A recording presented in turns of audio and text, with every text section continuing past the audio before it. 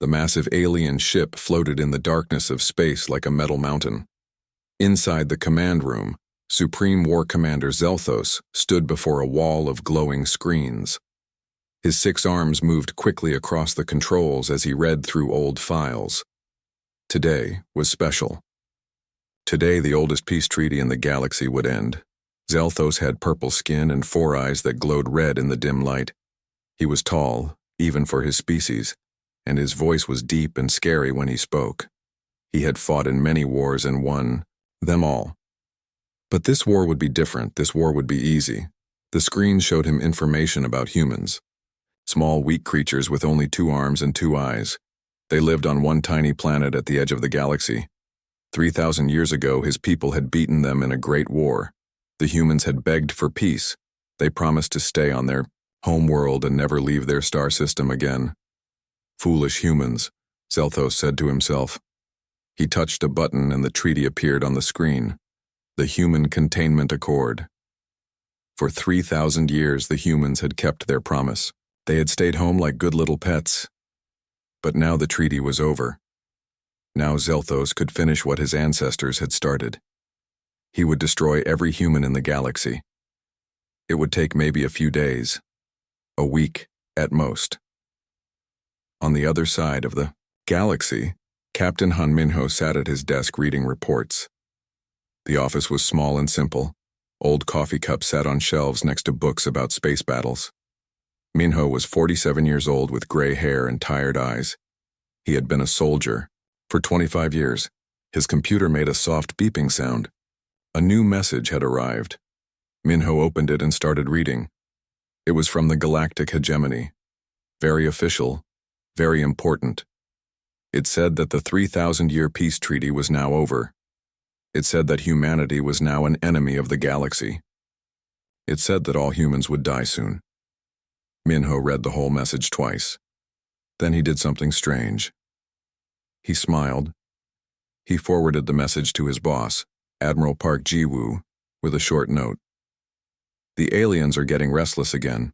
Thought you should know. Admiral Park Ji-woo was in a meeting when she got the message. She was 52 years old and had been in the Space Force longer than anyone could remember. Her black hair had white streaks, and her dark eyes missed nothing. She was known for being calm in any situation. She opened Minho's message on her tablet while listening to a report about new ship designs. When she read the Alien War Declaration, she almost laughed out loud. Instead, she just shook her head and kept listening to the meeting. At the Luna Research Station, Dr. Lee Heiji was working late in her lab. She studied alien life forms and had been doing it for 15 years. She was small and quiet, but very smart. Her colleague, Professor Kim Dong-yuk, walked into the lab carrying 2 cups of tea. You got the message too? Kim asked, setting down the tea. About the war? Yes. Heiji took a sip of tea and looked at her computer screen. Listen to this part. The galaxy will be liberated from the human menace. And this. We will reclaim the stolen territories. Kim laughed. Stolen territories? What territories? We haven't left this star system in 3,000 years. That's what makes it funny, Heiji said. They still think we're the same humans from the old war.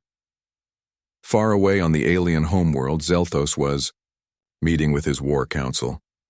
The room was huge and dark. 50 different alien species sat around a table that was shaped like a star. Each species looked different. Some had scales, some had fur, some had no hair at all. But they all agreed on one thing. Humans were dangerous and had to die. How many ships do we have? Zelthos asked. War Admiral Krexthul stood up. He looked like a giant bug with green skin and too many teeth.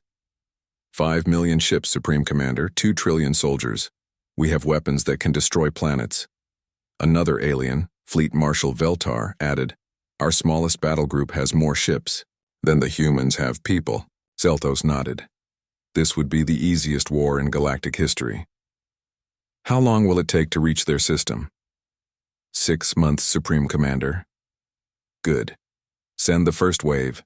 Show them what real power looks like. Back on Earth, Communications Officer. Choi Minji sat in the Terra Command Center. The room was full of computers and screens showing star maps. She was 28 years old and had been working there for 5 years.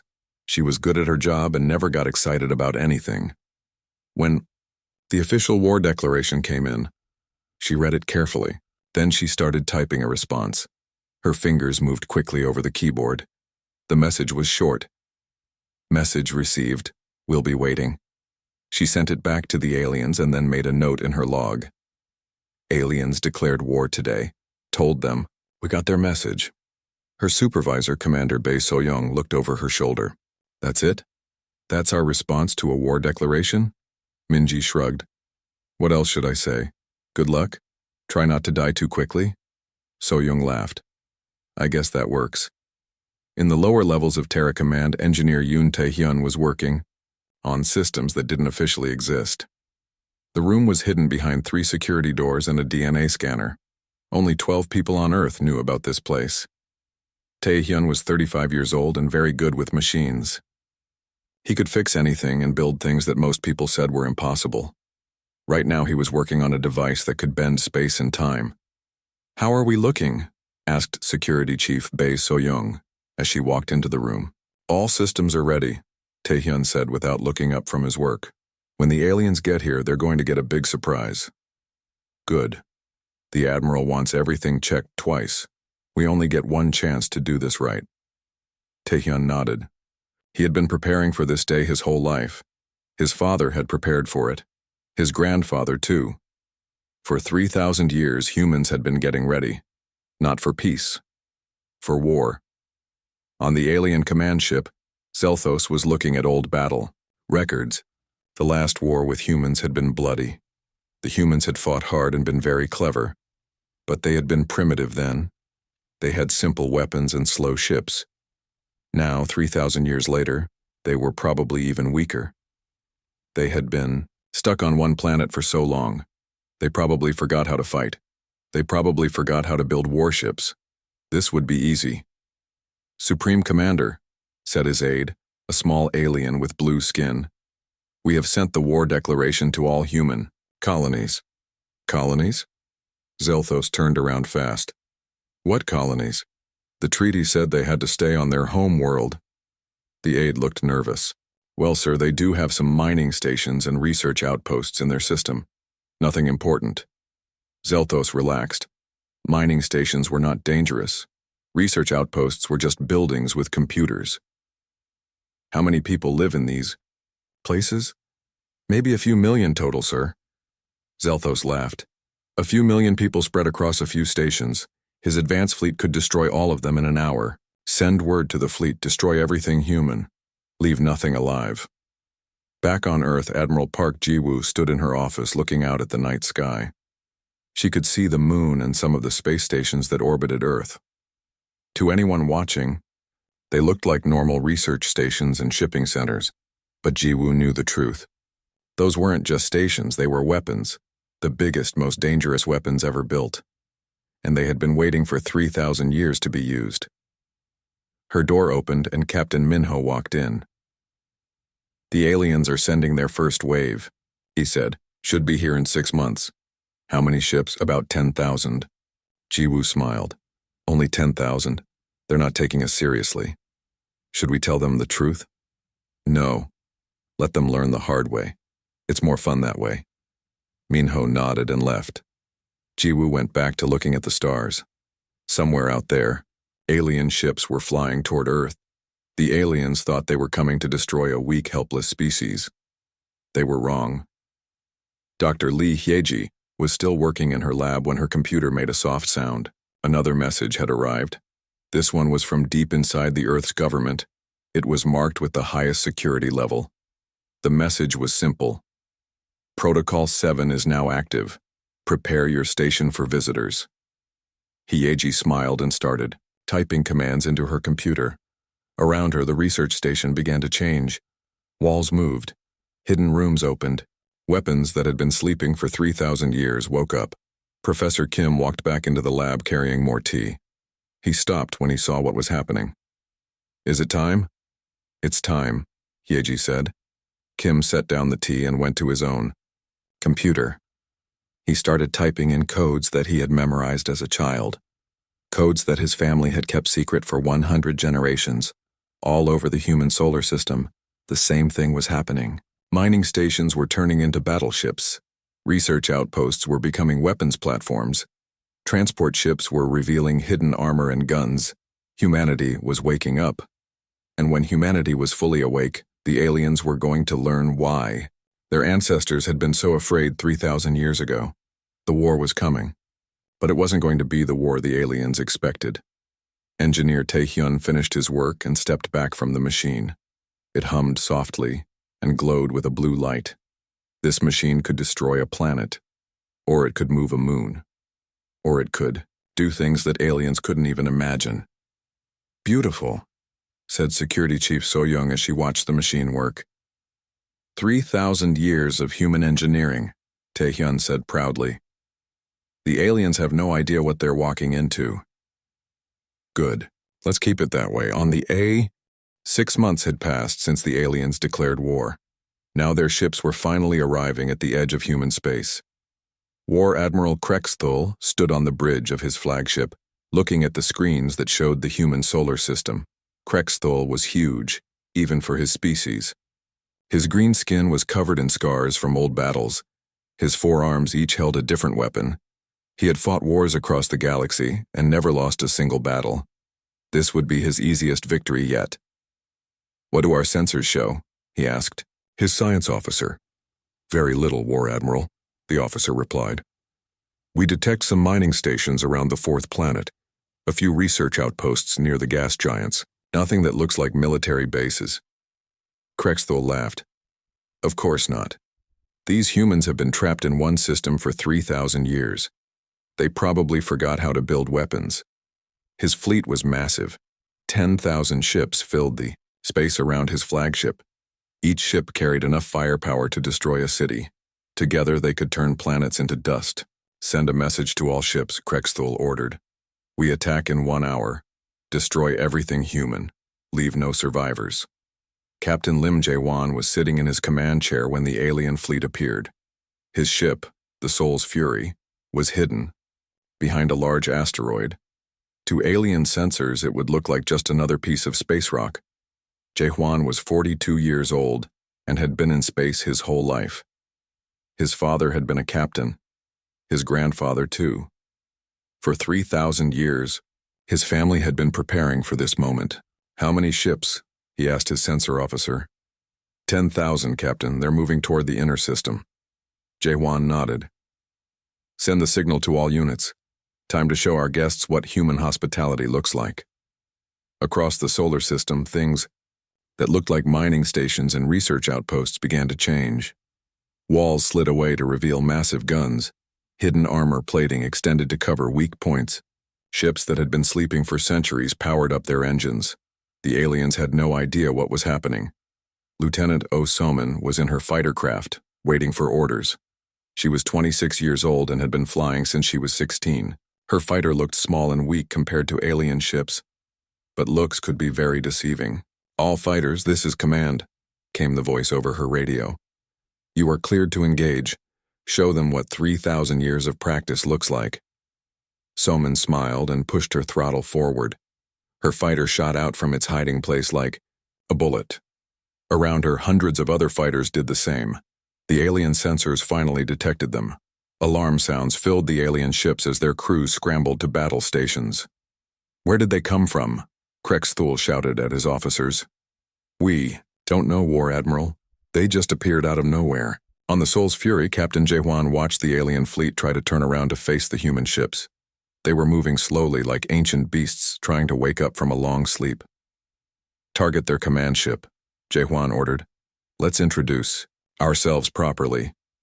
The Soul's Fury's main gun fired once. A beam of pure energy shot across space and hit the alien flagship. The alien ship's shields flared and then disappeared completely. Krexthul stared at his damage reports in shock. Impossible. Their weapons can't be that powerful. But they were. The human ships moved like dancers between the alien formations. Their weapons cut through alien shields like they weren't even there. Their armor bounced off alien attacks like raindrops. Lieutenant Samin dove her fighter between two alien destroyers. Her guns fired rapidly, cutting deep holes in their hulls. Other human fighters followed her, moving in patterns that the aliens couldn't predict or stop. "This is impossible," screamed an alien weapons officer. "Their ships are too fast. Our guns can't track them." The battle lasted exactly 14 minutes. When it was over, 4,000 alien ships were floating dead in space. The rest were running away as fast as they could. Captain Jaewon watched them go and shook his head. "Clean up the debris," he ordered, "and send a message to Terra Command. Tell them the aliens need to send more ships next time." On the alien homeworld, intelligence analyst Veltar was studying the battle recordings. She had watched them 50 times and still couldn't believe what she was seeing. The human ships moved like nothing she had ever seen before. They bent and twisted through space in ways that should have been impossible. Their weapons used energy, patterns that didn't match any known technology. "This makes no sense," she said to her assistant. 3,000 years ago, humans had primitive rocket ships and chemical weapons. How do they have technology that's better than ours? Her assistant, a young alien with orange skin, looked just as confused. Maybe they traded with another species? Maybe someone gave them advanced weapons? "No," Veltar said slowly. "Look at these energy signatures. This isn't borrowed technology. This is something completely new." She opened another file on her computer. It showed the official records from the war 3,000 years ago. According to those records, humans had been completely defeated. They had surrendered unconditionally and agreed to never leave their home system. But the ships in the battle recordings didn't look defeated. They looked like they had been designed by a species that understood war better than anyone else in the galaxy. "Get me a direct line to the Supreme War Council," Veltar said. "They need to see this immediately." Strategic Coordinator Mordix was in his office when the call came in. He was an old alien with gray skin and 6 eyes. He had been planning wars for longer than most species had existed. He listened to Veltar's report without speaking. When she finished, he was quiet for a long time.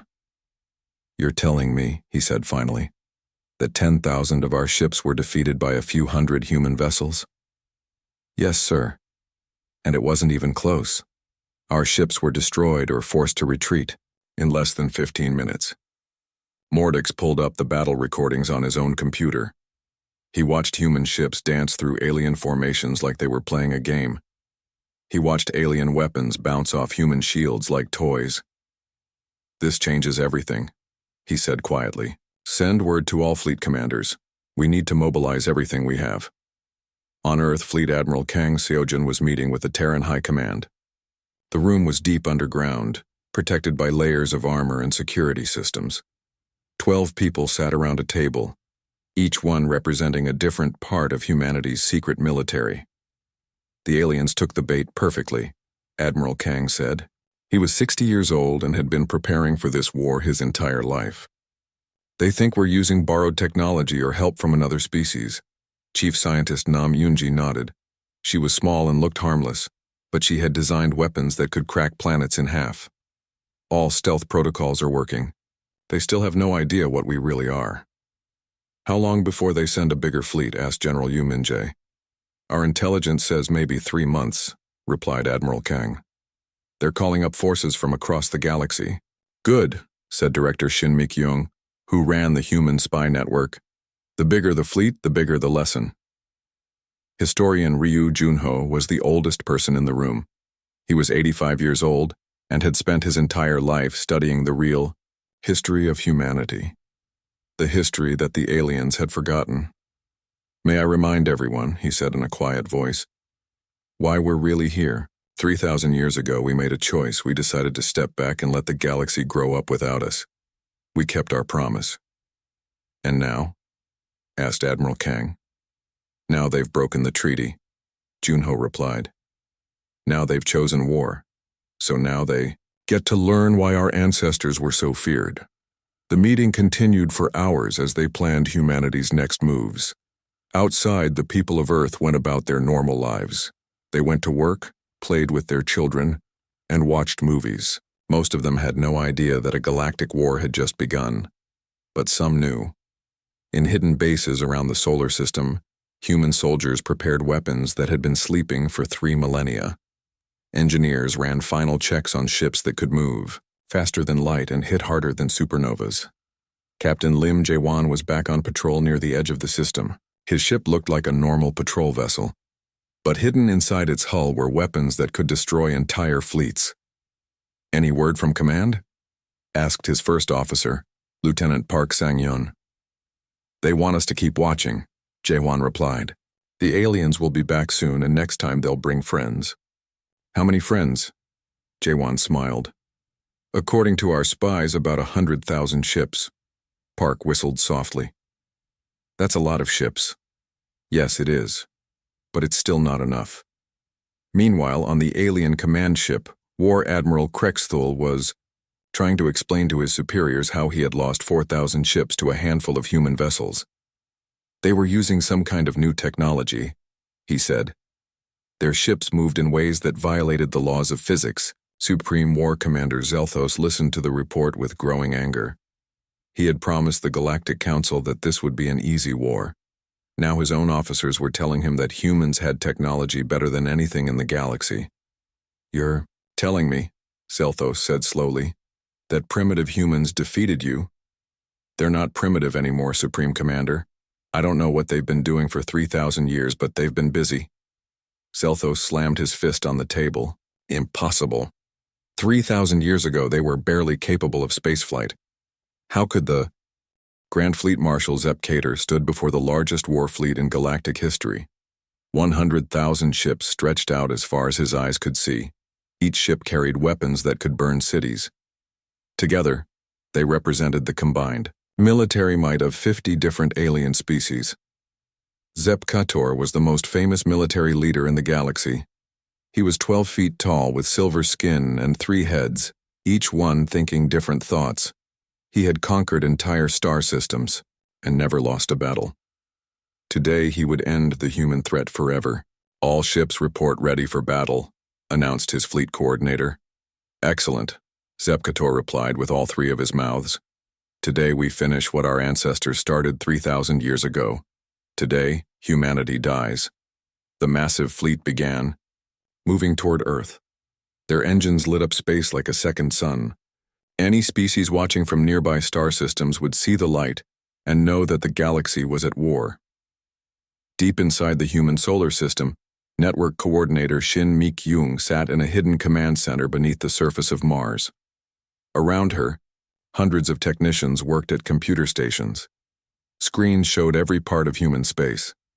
Mi-kyung was 45 years old and had been planning for this moment her entire life. Her job was to coordinate all of humanity's hidden defenses. For 3,000 years, humans had been building weapons and hiding them in plain sight. "Alien fleet has entered our outer sensor range," reported one of her technicians. "How many ships?" Mi-kyung asked. 100,000, exactly as predicted. Mi-kyung smiled. The aliens were being very predictable. "Begin activation sequence Alpha 7. Wake up everything." Across the human solar system, things that had looked normal for 3,000 years began to change. Mining stations that had been harvesting asteroids for centuries suddenly revealed massive weapons. Space platforms that had seemed like simple research outposts extended armor plating and powered up shield generators. Most surprising of all, some of the larger asteroids themselves began to move. These weren't asteroids at all. They were battleships disguised and waiting. Defense Administrator Wan Chang-min was on one of these hidden fortress ships. From the outside, it looked like an ordinary chunk of space rock. Inside, it was a weapons platform that could destroy a planet. "All systems are online," reported his chief engineer. "Shields at maximum, weapons charged and ready." Chang-min nodded. He was 58 years old and had been hiding on this fake asteroid for 20 years. It had been boring work, but now it was finally time to use what they had built. "Send word to all hidden positions," he ordered. "The show is about to begin." Admiral Park Ji-woo stood on the bridge of her flagship, the TDFS Indomitable. The ship was huge, bigger than most space stations, but it was still smaller than the largest alien vessels approaching Earth. What the aliens didn't know was that size didn't matter anymore. Human technology had advanced far beyond anything they could imagine. "How many ships in our main fleet?" asked her first officer. 5,000, Admiral Park replied. More than enough. The officer looked worried. Admiral, they outnumber us 20 to 1. Admiral Park smiled. Numbers aren't everything, Commander. Sometimes quality beats quantity. Chief Engineer Quan Jinsu was deep inside the Indomitable, working on systems that officially didn't exist. He was 39 years old and understood technology better than almost anyone alive. The machines he worked with could bend space and time. How are we looking? Asked a voice behind him. Quan turned around to see Security Chief Bae So-young walking into the engineering section. She was one of the few people allowed in this area. All systems operating at optimal capacity, Quan replied, including the ones that don't officially exist. Good. The Admiral wants to make sure we're ready for anything. Quan laughed. We're ready for things the aliens can't even imagine. On the alien flagship, Grand Fleet Marshal Zepp Cater was reviewing battle plans. With his commanders, the plan was simple. Surround the human solar system and destroy everything inside it. Our scouts report only 5,000 human ships, said War Admiral Krexthul. This will be over quickly.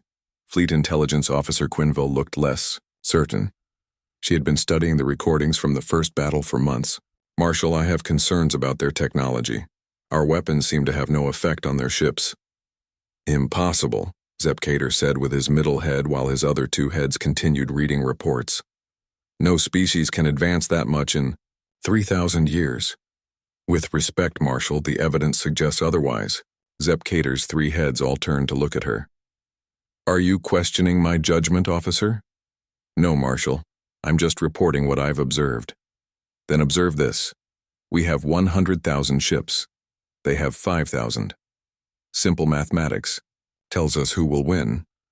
But as the alien fleet got closer to Earth, their sensors began detecting strange energy patterns. Space around the human planet seemed to shimmer and bend in ways that shouldn't be possible. Marshal, called the sensor operator.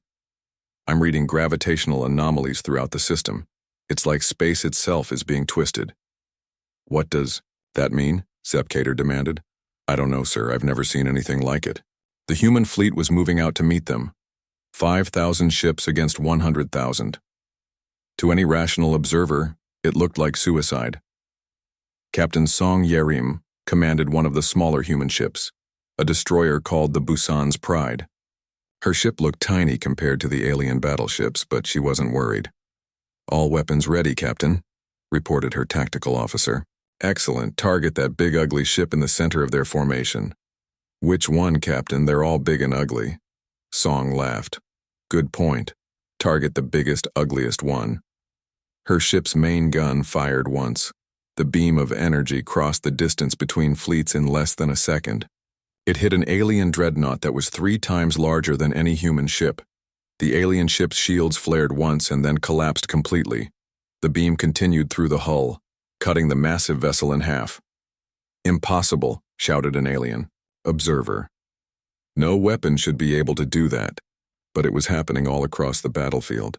Human ships, outnumbered 20 to 1, were destroying alien vessels with single shots. Their weapons seemed to ignore alien shields and armor. Tactical Officer Lee Gunwoo was coordinating attacks from the human command center. He was 28 years old and had studied every alien battle tactic ever recorded, but what he was seeing now was beyond anything in the textbooks. The aliens are trying to surround us, he reported to Admiral Park. Let them, she replied calmly. When they're all in position, we'll spring our surprise. The alien fleet moved into a perfect circle around the human forces. From their perspective, they had trapped the humans with no escape. They began firing with every weapon they had. Thousands of energy beams and missiles filled space. Enough. Firepower to destroy entire planets was focused on the small human fleet. The humans didn't even try to dodge. The alien weapons hit human shields and simply stopped. The energy was absorbed or reflected back at the attackers. Not a single human ship was damaged. This is impossible, Grand Fleet Marshal Zepp Cater screamed. Our weapons are the most powerful in the galaxy. Not anymore, said Fleet Intelligence. Officer Quinville quietly. Admiral Park Ji-woo watched the alien attacks bounce off her shields like rain hitting a window. I think they're finished shooting, she said to her crew. Our turn. The human fleet fired as one. 5,000 ships unleashed weapons that had been designed and built over 3,000 years of advancement. Beams of pure energy, missiles that could phase through solid matter, and devices that manipulated gravity itself. The alien fleet began disappearing. Not destroyed, simply erased from existence. Entire squadrons of ships vanished in flashes of light. Captain Song Yerim's destroyer was dancing between alien formations, her guns firing continuously. Each shot destroyed or disabled an enemy vessel. Her ship moved like it was alive, dodging, return fire that never seemed to get close. "How are we doing this?" asked her first officer in amazement. 3,000 years of practice, and Song replied with a grin. Xenoarchaeologist Dr. Zhang Hyunwoo was broadcasting from a secure location on Earth. His message was being sent to every alien ship in the battle, on frequencies they couldn't block or ignore. "Attention Galactic Hegemony Forces," he said in a calm, professional voice. "I am Dr. Zhang Hyunwoo, professor of galactic history at Seoul University. I think it's time you learned the truth about humanity." On the alien flagship, the message appeared on every screen. Zepcator's three heads all turned to listen. 3,000 years ago, Dr. Zhang continued, "Humanity was not defeated in our war with your ancestors. We won that war so completely that we felt guilty about it. The Containment Accord was not your victory. It was our mercy." "Lies," Zepcator shouted at the screen. "We voluntarily withdrew to our home system," the professor went on. "Not because we were weak, but because we were too strong. We gave the galaxy 3,000 years to develop and grow without our interference." Around the alien marshal, his crew was watching their fleet die. 70% of their ships were already gone, destroyed by weapons they couldn't understand or defend against. "But now you've broken the treaty," Dr. Zhang said sadly. "Now you've chosen war, so now you get to see what humanity really is." The last alien ships were trying to... The surviving alien ships limped back to their home territories like wounded animals. Supreme Commander Vixthor sat in his damaged command chair, staring at reports that made no sense. His fleet had been the strongest military force in galactic history. Now it was scattered wreckage floating in human space. Vixthor was old, even by alien standards. His blue skin was marked with ritual scars from 100 victories. He had conquered star systems and crushed rebellions across the galaxy, but he had never seen anything like what the humans had done to his fleet. "How many ships did we lose?" he asked his aide. 90,000, Supreme Commander. Maybe more. Vixthor closed his 4 eyes and tried to understand. 90,000 ships destroyed in less than an hour. Weapons that ignored shields and armor. Ships that moved like they were dancing rather than fighting. "Get me a direct link to the Galactic Council," he ordered. "They need to know what we're really fighting." On Earth, galactic historian Dr. An Suyun was preparing for the most important presentation of her life. She was 62 years old and had spent 40 years studying the true history of humanity's place in the galaxy, history that most people had forgotten or chosen to ignore. The presentation would be broadcast simultaneously to human leadership and alien government centers across the galaxy. For the first time in 3,000 years, someone was going to tell the complete truth about the human hegemony war. Dr. An stood in a simple room with white walls and basic furniture. Behind her was a large screen that would display historical documents and evidence. She wore a plain gray suit and had her hair pulled back in a simple style. She wanted nothing to distract from the facts she was about to present. "Are we ready?" asked the technician operating the quantum entanglement. "Communication system." "Yes," Dr. An replied. "Send the signal." Across the galaxy, screens lit up in government buildings, military command centers, and alien council chambers. Human and alien leaders alike prepared to hear what this small, quiet woman had to say. "My name is Dr. An Suyun," she began. I'm a professor of galactic history at the University of Earth. For the past 40 years, I have been studying the real events of the human hegemony war that ended 3,000 years ago. On the alien homeworld, Emergency Council leader Zixmorth leaned forward in his chair. He was desperate for any information that might explain humanity's impossible military power. "What you have been taught about that war," Dr. An continued, is not the truth. The official records have been altered, destroyed, or forgotten. Today, I will show you what really happened. The screen behind her displayed a star map showing the galaxy as it was 3,000 years ago. Large sections were marked in blue. 3,000 years ago, humanity controlled 1/3 of the galaxy. We had colonies on 10,000 worlds. Our technology was more advanced than anything that existed before or since. Gasps could be heard from alien council chambers. This contradicted everything they had been taught about ancient history. But we were not kind rulers, Dr. An admitted sadly. We were conquerors. We took what we wanted and destroyed anyone who opposed us. We were everything that you fear we might become again. Archival specialist Moon Seung-ho was in a secure vault, deep beneath Seoul, surrounded by records that had been hidden for 3 millennia. He was preparing to release documents that would shock the galaxy. Dr. An is about to present evidence, he said into his communicator. Are all parties ready to receive the files? Confirmations came back from human and alien governments across known space. Sending now, Moon said, and pressed a series of keys. On screens throughout the galaxy, ancient documents began appearing. Battle reports, diplomatic communications, and military analyses from the original war. All of them painted a very different picture than the official history. Dr. An waited for everyone to read the first set of documents before continuing. As you can see, humanity was not the victim in the original war. We were the aggressors. The galactic hegemony was formed specifically to defend against human expansion. More documents appeared on the screens. These showed human battle fleets, destroying entire civilizations, human colonies being built on the ruins of alien cities, and human leaders discussing the complete conquest of the galaxy. The war lasted 50 years, Dr. An continued. Human forces won every major battle. We were on the verge of total victory when something unexpected happened. She paused and looked directly into the camera. We stopped fighting. On the alien, homeworld, political advisor Helmaran was studying the documents in disbelief. This can't be right, she said to her assistants. These records show humans winning every battle. But that's impossible, replied her aide. Our history books say we defeated them. Our history books, Helmaran said slowly, appear to be wrong. Dr. An was displaying more documents now. These were different from the battle reports.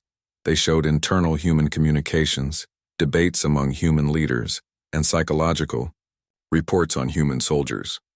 What our leaders discovered, she explained, was that winning the war was making us into monsters. Our soldiers were developing psychological problems from the constant violence.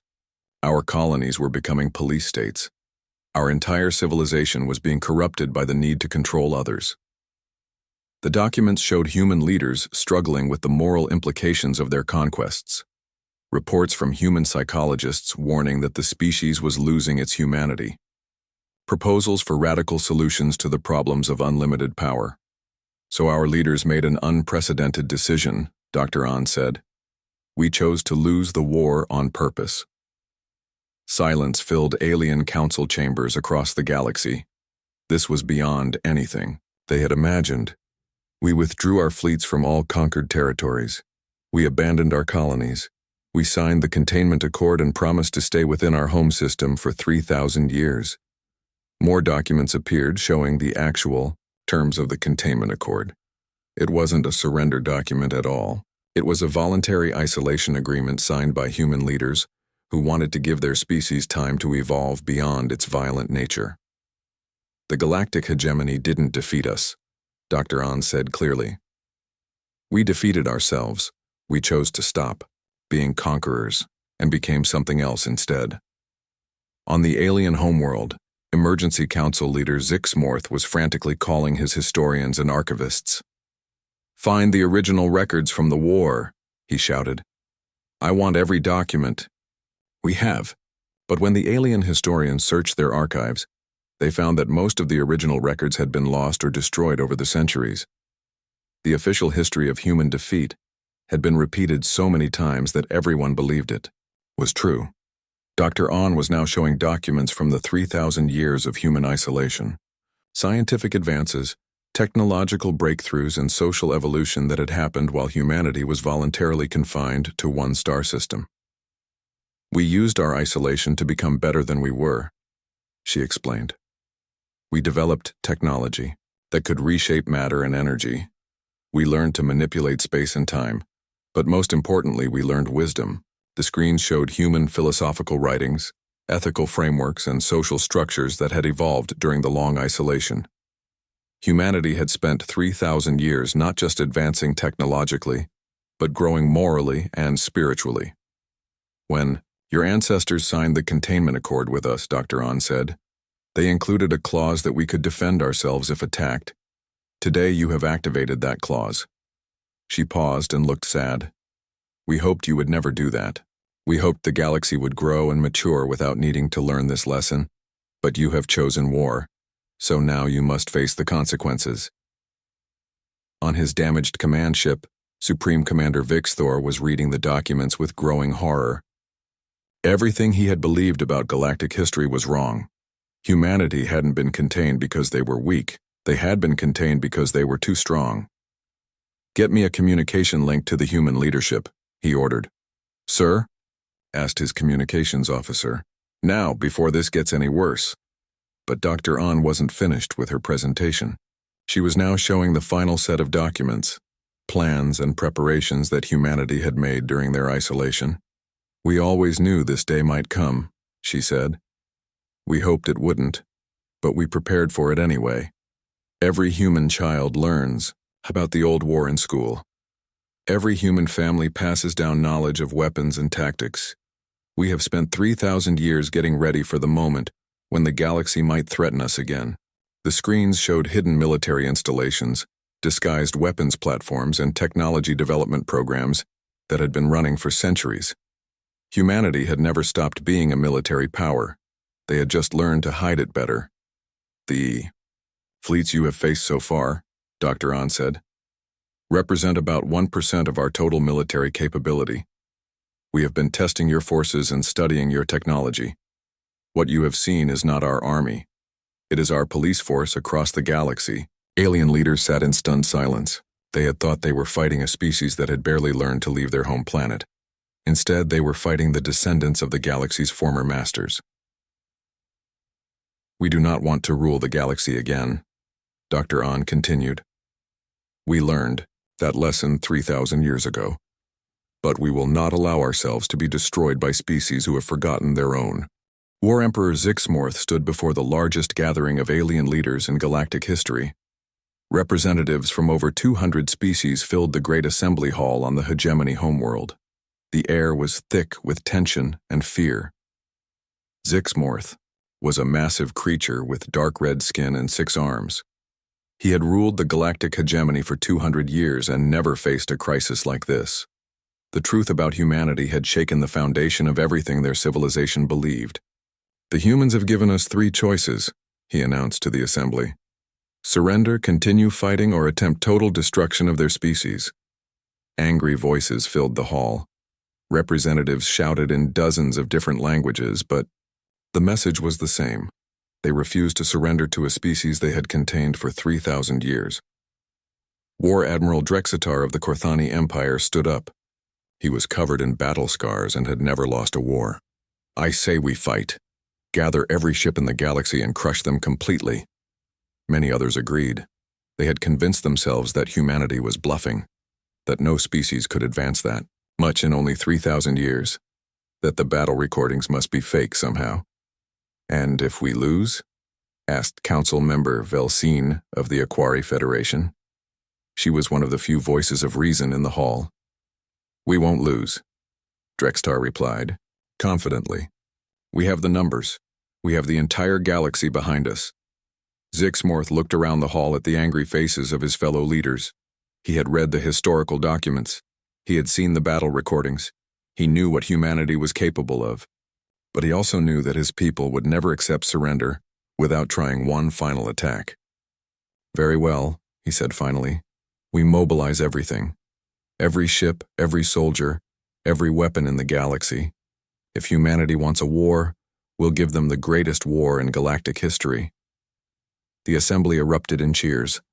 They were going to show the humans that the galaxy would not bow to any single species, no matter how advanced. They had no idea what they were about to face. On Earth, Strategic Coordinator Han Ji-young was meeting with the human military leadership in the Deep Command bunker beneath Geneva. The room was filled with officers who had spent their entire lives preparing for this moment. Ji-young was 48 years old and had studied every aspect of galactic warfare. She had analyzed the alien response to Dr. On's revelation and predicted exactly what would happen next. "They're mobilizing everything," she reported to the assembled officers. "Our intelligence suggests they're gathering over 2 million ships from across the galaxy." General Park Sang-hyun whistled softly. 2 million ships, that's impressive.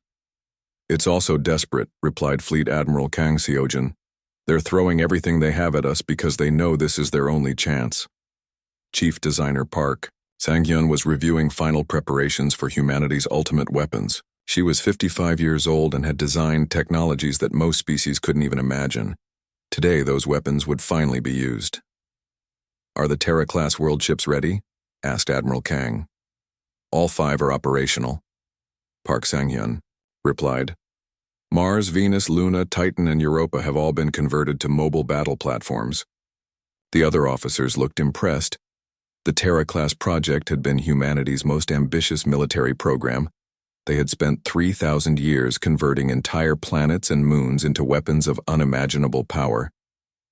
And the Infinity Fleet? Standing by in deep space. 1,000 ships that don't officially exist, armed with weapons that officially can't exist. Admiral Kang nodded. The aliens wanted to see humanity's true power. They were about to get their wish. The alien fleet began gathering. At a staging point near the galactic core, ships arrived from every corner of known space. Massive dreadnoughts that could destroy continents. Fighter carriers that held millions of small attack craft. Weapons platforms that could crack moons in half. Supreme Fleet Marshal Quinn Thrak was in command of this ultimate armada. He was a veteran of 100 battles and commanded respect from every species in the galaxy. His flagship alone was larger than most human space stations. "Final count?" he asked his fleet coordinator. 2,100,000 ships, Marshal. The largest military force ever assembled. Quinn Thrak smiled with satisfaction. No matter how advanced human technology was, it couldn't stand against this many ships. The laws of physics still applied. You couldn't defeat 2 million enemies with only a few thousand ships. "Set course for the human system," he ordered. "Today we end this threat forever." Admiral Cho Woo-jin commanded the human defense fleet from his flagship, the TDFS Liberation. His force looked impossibly small compared to what was coming toward them. Only 50,000 ships to face over 2 million. Woo-jin was 61 years old and had been planning for this battle his entire life. His grandfather had been a captain in the original human hegemony war. His father had spent his life building the weapons they would use today. "All ships report ready, Admiral," announced his communications officer. "Excellent. Signal the Terra-class platforms. Tell them it's time to dance." Behind the human fleet, 5 massive objects began moving through space. To alien sensors, they looked like planets and moons that had somehow escaped their orbits. In reality, they were the most powerful weapons ever created. Mars moved first. The entire planet had been converted into a mobile fortress over the course of 3 millennia. Hidden beneath its surface were weapons that could reshape matter at the atomic level.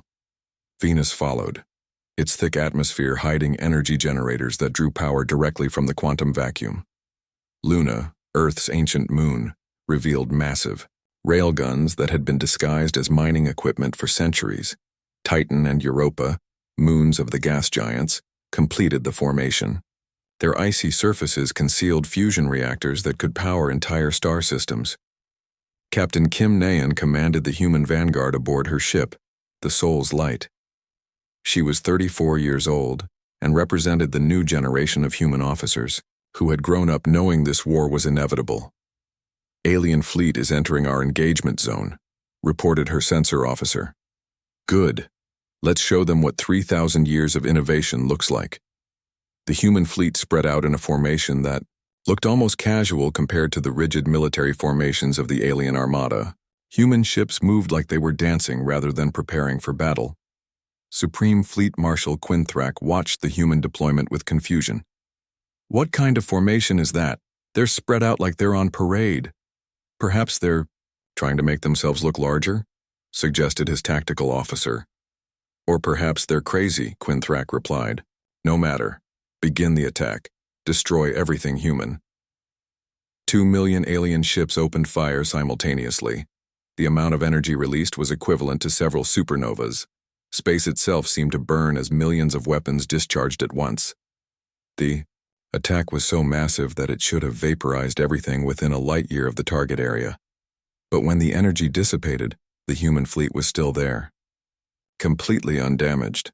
Impossible, Quinthrak screamed. Nothing can survive that much firepower. Captain Kim Neon checked her ship's status. Not even a scratch on the hull. Their weapons are still using 3,000-year-old technology, she said to her crew.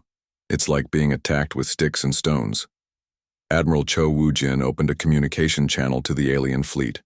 His message was broadcast on every frequency so that no alien ship could avoid hearing it. Attention Galactic Hegemony Forces. You have just fired the equivalent of several stellar explosions at our fleet. We didn't even notice. Would you like to see what our weapons can do? The human fleet fired once.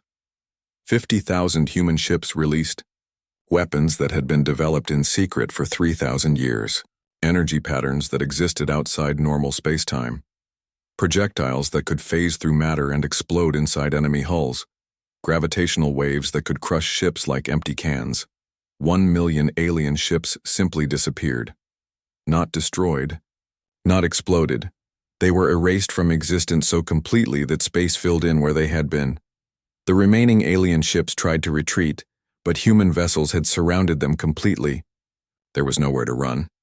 Supreme Fleet Marshal Quinthrak stared at his sensor readings in shock. Half his fleet was gone, and he hadn't even seen what destroyed them. All ships, emergency retreat, he ordered. But it was too late. The Terra class. World ships had moved into position. Mars fired its primary weapon. A beam of energy that rewrote the laws of physics in a cone of space 10,000 kilometers wide. Everything inside that cone stopped existing in any meaningful sense. Venus released a gravitational pulse that created temporary black holes throughout the enemy formation. Alien ships were crushed by forces that compressed matter down to quantum levels. Luna's railguns fired projectiles that moved faster than light itself. The laws of relativity meant nothing to weapons that existed partially outside normal space-time. Titan and Europa completed the destruction with weapons that no alien species had words to describe. Energy patterns that turned matter into something else entirely. Fields that made the concept of existence optional for anything caught inside them. The battle lasted exactly 17 minutes. When it was over, the largest military force in galactic history was gone.